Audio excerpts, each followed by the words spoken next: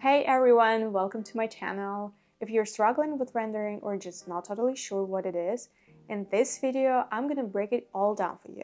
I'll be showing you how to blend colors, apply texture, tools that impact your rendering style, when to stop rendering, and I'm gonna share some tips to make your rendering look more interesting. Basically everything I know about rendering is packed into this video.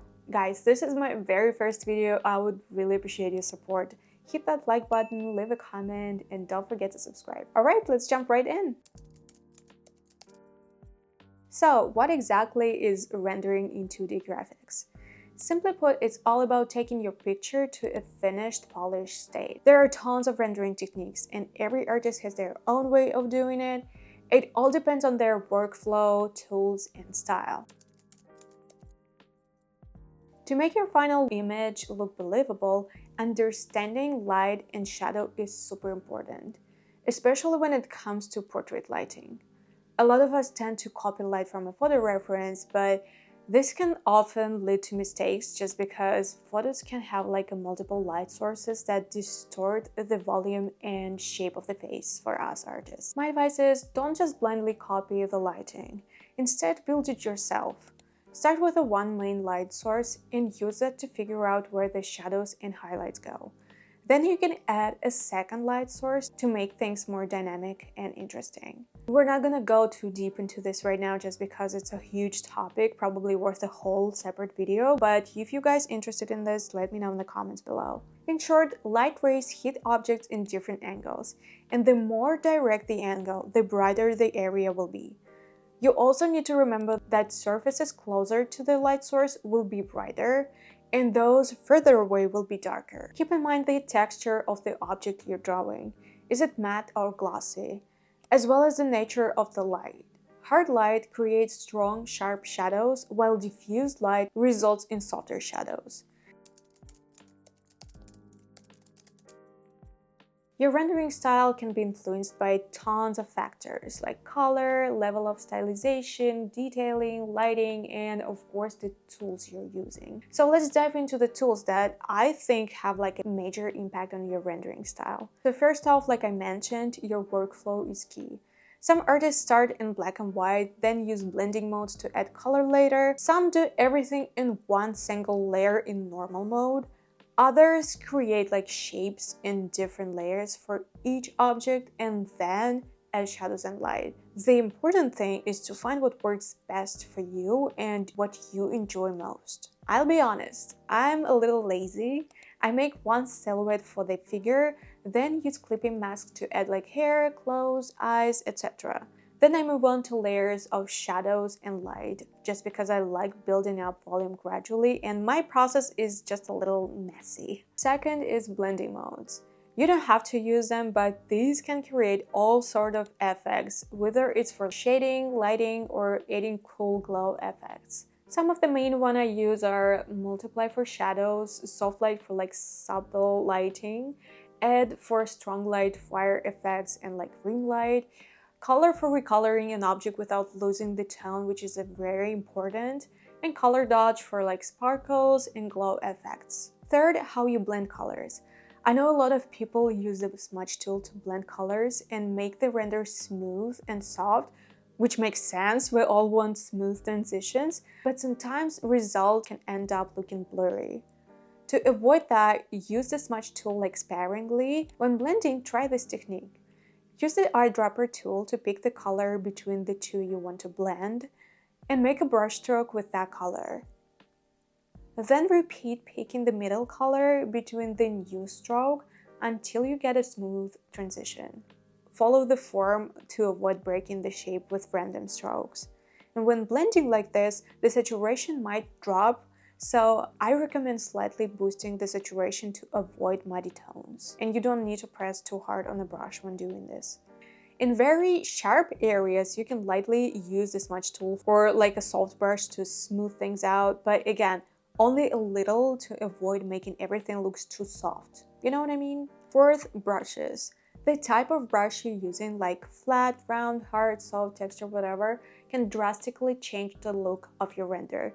In my work, I use like different brushes depending on my mood, the level of stylization, and the brush's specific purpose. Let me say up front, you don't need 1,000 different fancy brushes to complete one piece. 2 or 3 basic are enough, especially if you're a beginner. But since I love experimenting with brushes, I've collected quite a few over time. So I put together all my favorite rendering brushes into one set, and I want to quickly show them to you. This set has like 15 brushes, each with a different shape, texture, and effect. Some are similar but used in different cases.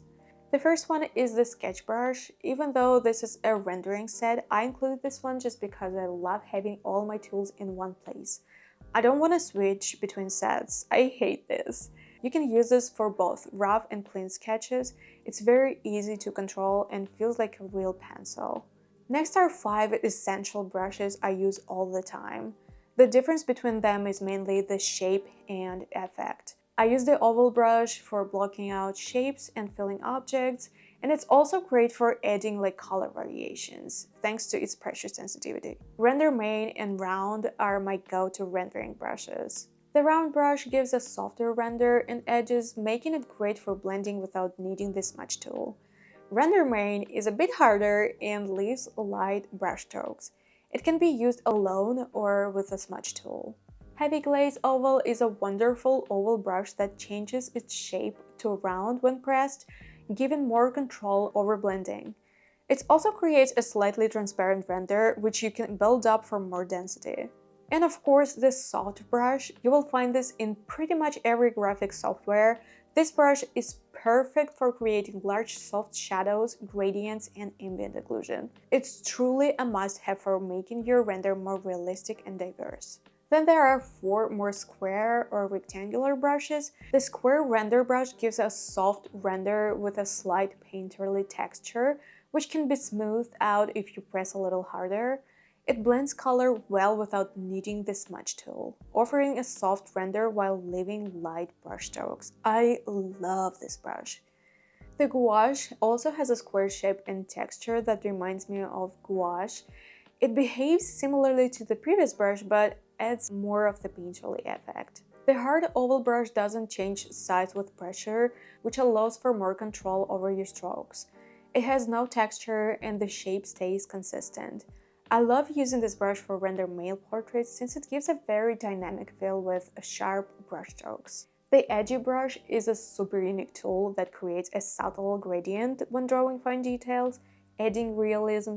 I use it to render noses, eyes, lips, and facial contours. It has a soft texture that adds a painterly quality.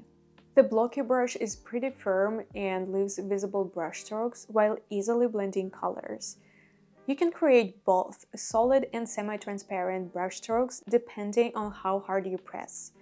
This brush offers a lot of variety with pressure sensitivity, but might be tricky for beginners. Next, there are 3 flat brushes, 2 of which are almost identical except for the color dynamic in the second one. These brushes create a very beautiful effect with flat strokes.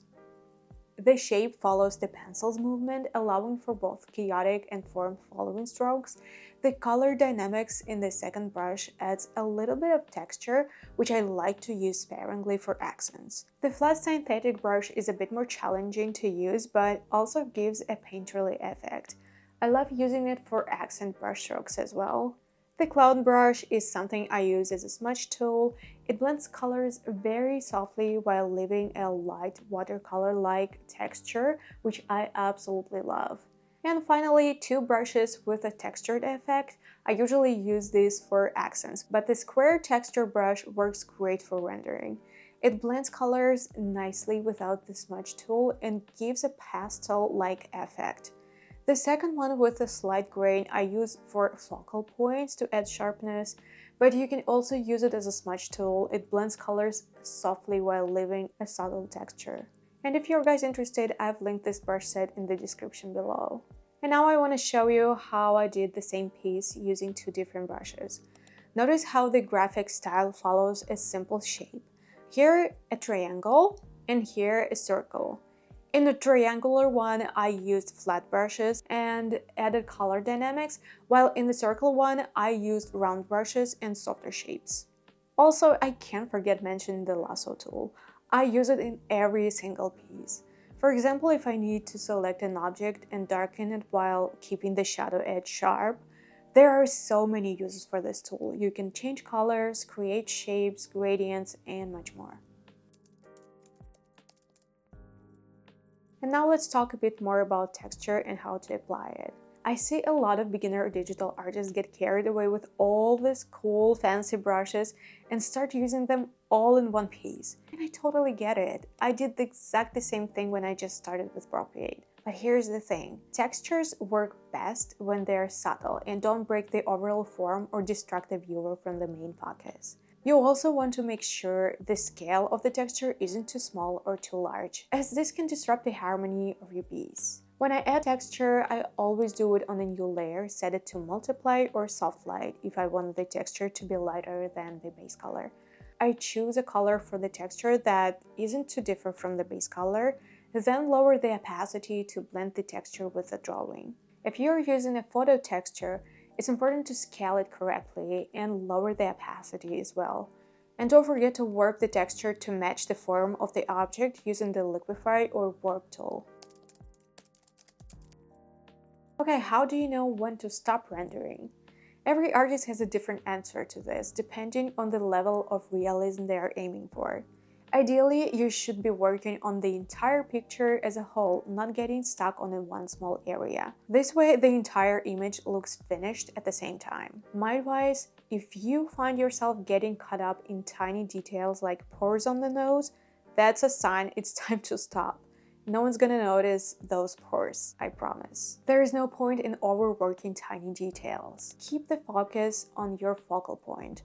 That's where the most details should go.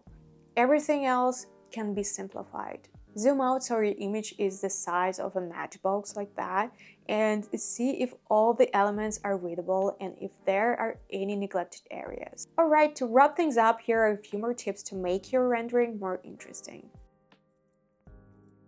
First of all, always start with large shapes. It's easier to see the whole picture and gradually add details. That being said, work from general to specific. For example, in the beginning, lay down large soft shadows with a soft brush to block in light and shadow areas, and on the next layer, you can refine the shadow areas and then move on to smaller details. Like I said, work on the whole illustration at once during the rendering process. Don't get stuck in one spot for too long.